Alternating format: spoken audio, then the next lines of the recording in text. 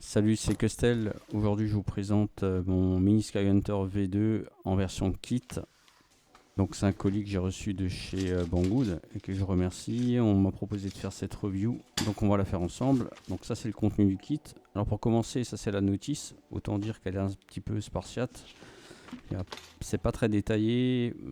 Il faut un petit peu chercher par moment. Enfin, ça, c'est mon avis personnel. Bref, next. Alors au niveau du carton, on a tout un tas de choses dedans, je vais pas tout passer en revue. Ce que je trouve sympa, c'est les stickers, ils sont vraiment de très bonne qualité. Là, c'est ce qu'on retrouve dans le carton. Donc on a donc le fuselage, les ailes, les différents éléments de fixation. Donc c'est de l'EPO et la qualité est pas trop mal, je dirais à première vue. La qualité de l'EPO est assez bonne. Ensuite, on retrouve pas mal d'autres pièces. Par exemple, ça, ce sont des petites cales en carbone qui permettent de renforcer la clé d'aile. Ça, c'est bien fait, on verra ça tout à l'heure. Ici, on a les éléments de fixation pour les tiges en carbone. Des cales en bois avec des écrous griffes. Bon, comme dit, seul bémol, moi il me manquait pas mal de visseries. Ça, c'est mon fuselage que j'ai collé avec la U-Port en deux parties. Ici, on voit le moteur Sunny Sky 2216.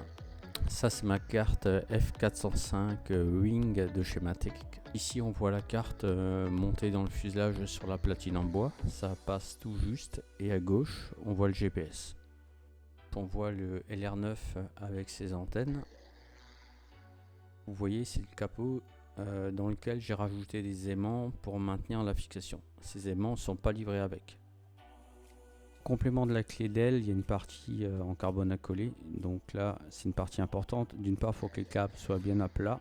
Et ensuite, il faut prendre de la cyano pour coller le carbone dessus. Sinon, ça ne tiendra pas bien. Donc les câbles bien à plat et la cyano. Et vous collez cette plaque en carbone. Alors, mes servos sont des MG80 10S et là vous voyez notamment les renforts de carbone collés. Et bien fait, c'est que vous avez des trappes dans les ailes pour pouvoir mettre un VTX ou un RX de chaque côté des ailes. Donc c'est pas mal si vous souhaitez rajouter par exemple un émetteur en 1 Go 2 ou un récepteur dans les ailes, c'est prévu. Ici avec le montage des stickers, donc rien de particulier à ça, c'est facile. Alors premier point de vigilance, faites très attention à ce que le carbone soit bien enfoncé et que vous ayez exactement la même longueur de chaque côté. Au niveau des tubes carbone, j'ai dû les poncer pour pouvoir arriver à les enfiler correctement. Ici on voit le compartiment batterie qui est assez large. D'ailleurs j'ai mis une 5002 4S pour vous donner une idée, c'est pratique, on peut mettre pas mal de choses dedans. Alors par contre le bois à l'intérieur c'est vraiment de la cagette. Là vous voyez j'ai une double face et j'ai simplement tiré dessus et la cagette elle s'est ouverte en deux. Donc ça c'est assez moyen je dirais. Il faut renforcer cette platine qui est très fragile. Alors l'aile elle tient avec de minuscules écrous griffes qui sont eux-mêmes encastrés dans du bois. Donc je vous invite à mettre de la colle sur les écrous griffes, faute de quoi ça va se desserrer avec le temps. Ça c'est l'empennage arrière avec le MG90. On remarque le câble servo passé dans le tube carbone à gauche. Un autre point de vigilance concerne les fixations que vous voyez là. Et elles sont très fragiles. Je vous invite à ne pas les serrer trop et surtout mettre des écrous nil stop pour que ça ne se desserre pas. Donc ici vous avez l'antenne de mon R9, les fixations des ailes, le GPS. Ici vous avez mon VTX et la caméra FPV.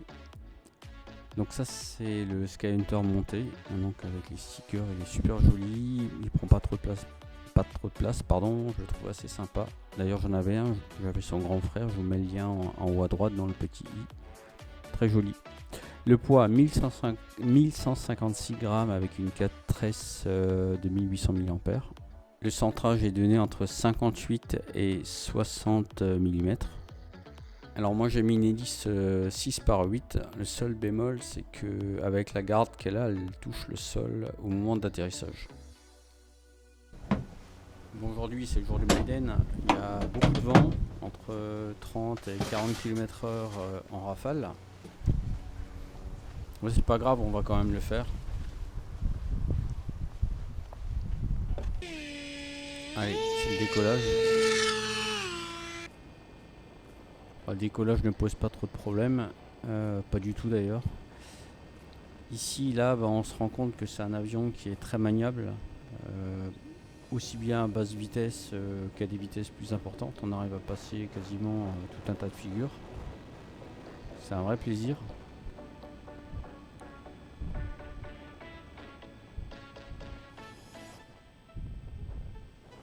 Bon, il y a beaucoup de vent, donc ça gâche un petit peu la vidéo, mais bon, c'est un maiden. Dedans, bien sûr, j'ai la carte Matek avec donc la F405 Wing avec la version INAV 2.0. Ce sont les gains d'origine, j'ai même pas touché au gain sur ce premier vol. Enfin, les PID, enfin les PIFF précisément.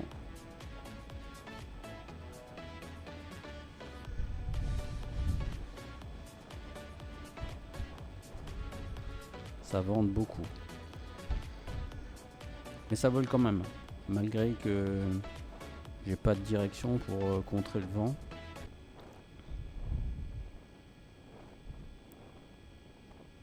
Alors on va atterrir. Atterrissage.